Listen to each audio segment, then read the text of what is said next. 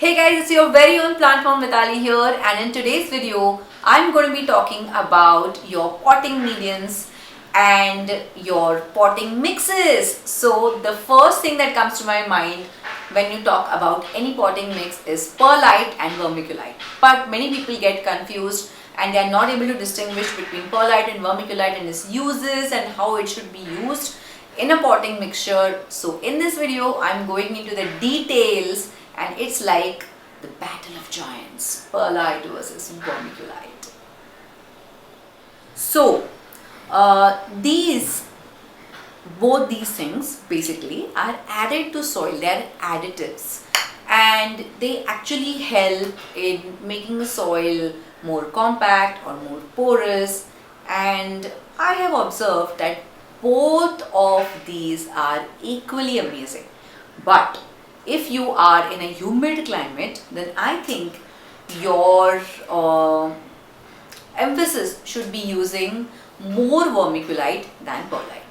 But in this video I'm going to explain what perlite essentially is and what vermiculite essentially is, and then if you are in any part of the world or in any part of India or anywhere, you can use both these after watching the video. Before using anything in your soil, I think it is very important to know what it is. So let me tell you something about perlite. Now, because I'm not a botanist or somebody who has extensive knowledge about this, I'm also reading from Wikipedia. Perlite is a volcanic glass which is heated to a certain degree and it pops like popcorn and expands to 13 times its former size. So this is basically a naturally occurring mineral which is mined, and after mining it they have these huge blocks of perlite. Then they heat it and then it disintegrates and becomes these soil like things. Now if you have ever gone to a nursery, or if you have got a pot home from a nursery and noticed these balls, I'm sure that that nursery is where you should buy all your plants from, because that is a good soil mixture that particular nursery is used. So your plants will stay alive and not die on you. Hence perlite is very important. Now why is perlite used and what does it actually do? Now when this perlite is expanded, heated or whatever and becomes this kind of a form, when we add it to soil, it helps in locking in the moisture. That is, it retains a bit of the moisture in the soil. Otherwise, if you normally see any pot with only clay soil, it hardens and it sticks onto the root, like I always say, chikat mati and stuff like that. It basically clogs your roots, basically suffocates your roots. Hence perlite is added.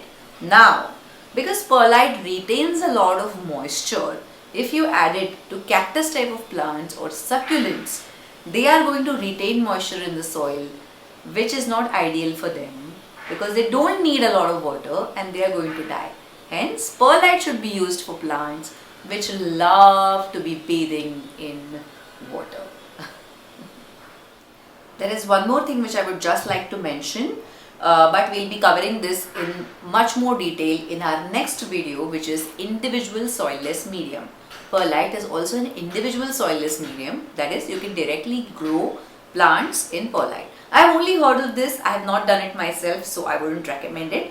But we'll cover it in details in individual soilless medium, and by that time I promise you that I would have tried potting a plant only in perlite. Whenever I gift anyone any plant, and I have added, or in almost all my plants I have added vermiculite, and they see that this soil is shining, so what have you added in the soil? People ask me and I tell them that it's my secret, but it's actually vermiculite. So chalo, I'll tell you what vermiculite is. Again, I'm reading from Wikipedia. Vermiculite is a hydrous fossilate mineral which undergoes a significant expansion when heated, of course. So I think because I have traveled so much, I could see vermiculite almost with my eyes, and it is also true, I have checked, not just blabbering on YouTube, is these kind of metamorphic rocks when I traveled to Leh Ladakh. All were fossilized metamorphic rocks, which are basically rocks which are compressed over the ages, have this particular thing in them, which is the mineral, and then it is heated and then it expands and vermiculite is formed. Again, these people are also saying that vermiculite forms by weathering or hypothermal alteration or something, which is a technical term. Basically, all these metamorphic rocks are compressed together, and that is where they have this shiny mineral oozing out of them. Those rocks are heated and then they blast or whatever, and vermiculite is formed. Now, why do I use vermiculite in all my plants? Talking about vermiculite, and I always keep on saying this to everyone, is your plants will depend on the kind of climate that you're in. I am in Bombay, we are in India, and Bombay has a tropical climate, and I have noticed that whenever I add vermiculite to my plants, which are of a nature which do not like a wet kind of a soil texture, I've added vermiculite to them and they have grown rapidly. They have become like these monstrous plants. Whereas if I add cactusy type of plants and give it a lot of perlite, they are dying on me.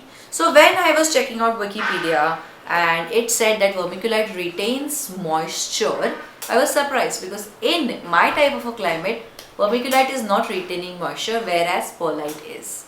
So again, your soil, your mediums that are using for soil and its nature will change if your climate is tropical or dry or cold or whatever other type of climate that you live in.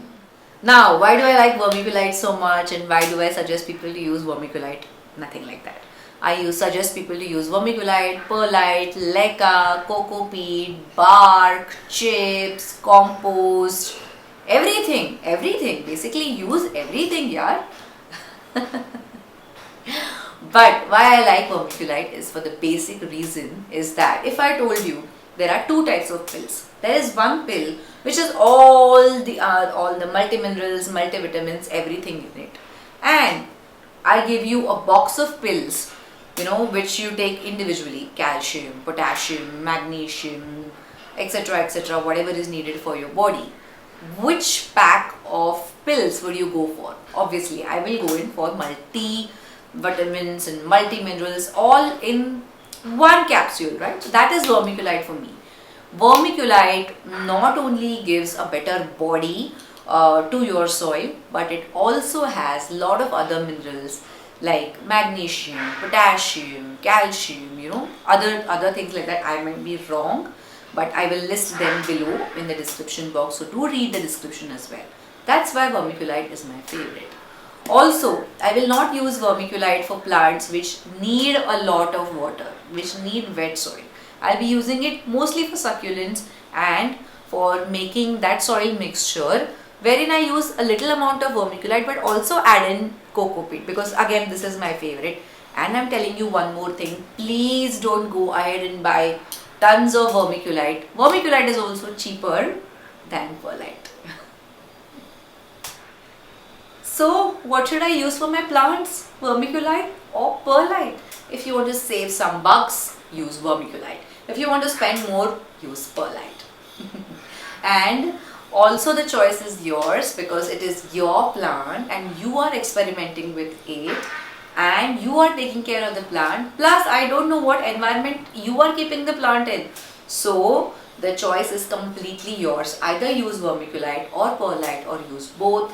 Use vermiculite mostly for succulent type of plants, cactus type of plants, and use perlite for plants which love moisture. This is my take on these things. Also, the basic difference, as I told you, between both of them is obviously their moisture retaining points and vermiculite having those extra minerals in it.